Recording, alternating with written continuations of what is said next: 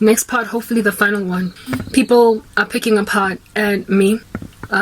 They are picking apart anything that they can pick apart. And it's very frustrating.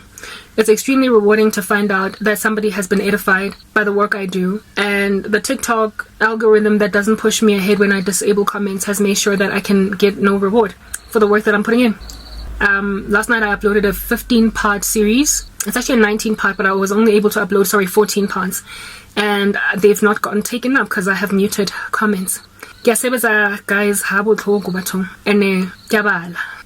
I don't just come here on YouTube and speak. I'm educated. I study what I speak so that I don't deceive people. I am not to be irresponsible with the words of Christ if I've put myself in a position of some kind of a teacher. Put in the time so I can not deceive. I don't want to be the biology teacher that tells you that the heart is in the head. So it takes a lot of study for me to finally fashion an argument. And then somebody tells me you talk too much about witchcraft. And then following that, they then say, you need a shrink. The first person to make that comment was a guy. And the guy's comment was, why do you talk so much about witchcraft? Innocent comment. I was going to respond to his comment with leisure. Like, I told you guys, before I respond, edify. Mara. Because I remember I gave a disease to trolls on the internet. It's called, I came up with it, encephalitis commenter lateral zombie. Yeah. It's my disease name. It's people who wouldn't otherwise say anything mean to you on your comment section until somebody says something and then they just pounce on it. It's my trauma that I have endured from jealous friends, and I just cannot be dealing with it over and over again. My friends were cool with me until the first betrayal in my life hit, and then all of them trampled me underfoot, stepped on me like I'm a rag doll that doesn't have bones that can get crushed. And I then, on that day only, found out Urmonawabona went to the extreme of being prepared to watch me die. That is a trigger for me. So every time I see, especially women, that as soon as one person says something, not negative, but just not positive, neutral, they then step on me like a rag doll. People that I trusted, that I thought they would support me, but as soon as I was down, bavele bangigwaza ngiphansi. Babonisa ukuthi mebaphethe nenhlizweni zabo all along. They did not exercise self-control on it. I've got that trauma.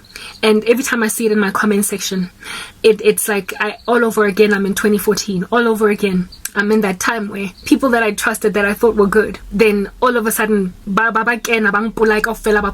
because I got persecuted violently by almost all my group of girlfriends. Because mara when I was still strong, they exercised self-control. But as soon as I fell, most of them, they just rode the wave. And when I see that activity in my comment section, I shake, literally, real shakes. I get real shakes, matsogo aga tremble as I am responding, because it's literally a repetition of a very traumatizing event that happened in 2014, and to this day it has left me barren, devastated, destitute, with no one to trust and rely on. Friends and family left me for dead on the side of the street, not offering a hand of help even in the slightest, because they were jealous, but they could not outwork their envy when I was still strong. The guy first asked Njefela innocently, why do you talk so much about witchcraft? Another one that needs to go and watch a mukbang, but that's what he said. I was gonna go and respond to him and be like, there's actually another lady that said, you speak so much about witchcraft, say something, speak more about positive stuff. They didn't troll that one. My response to that young lady was, it's because it has decimated my life. All my friends and family have been taken away by it. It's like being an HIV activist, because it killed both my parents. Why the girl, and moved on. But then I got this guy saying the same thing, and I was about to similarly respond to him on some, it is because it has taken my whole friends and family. And now they are careless with my life and with each other's lives. So it's worth the while to highlight, because it has been the trauma of my life.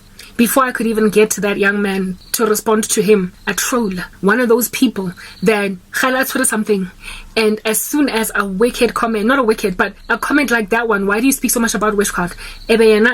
Something very heartbreaking. Guys, my heart has been broken. I've been trampled underfoot by friends and family. For a person to come and tell me, Karabo, you need to stop blaming everybody else and look at yourself. when I've been suffering for 8 years recording my journey, there is literally, baby sang this thing, footage showing all of my attempts out of this responsibly, grind, hustling to try ukuzilungisela impilo bese umuntu azagim athi ngiziyenzile mina irresponsible, and I need to start looking within. I am literally the most responsible person I know. Grandshapa had a reputation for that.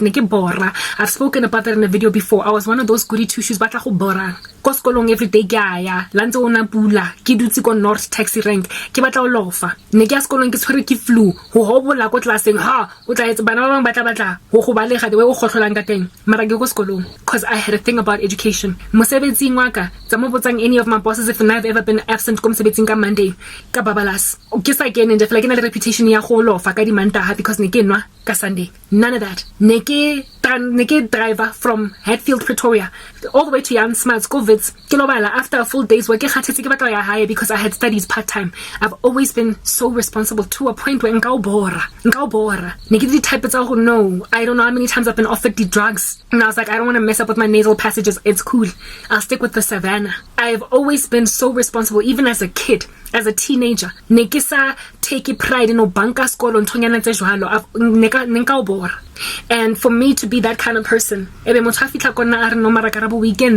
dealt with that for years. Gaslighting, where people are trying to pretend like I did this to myself.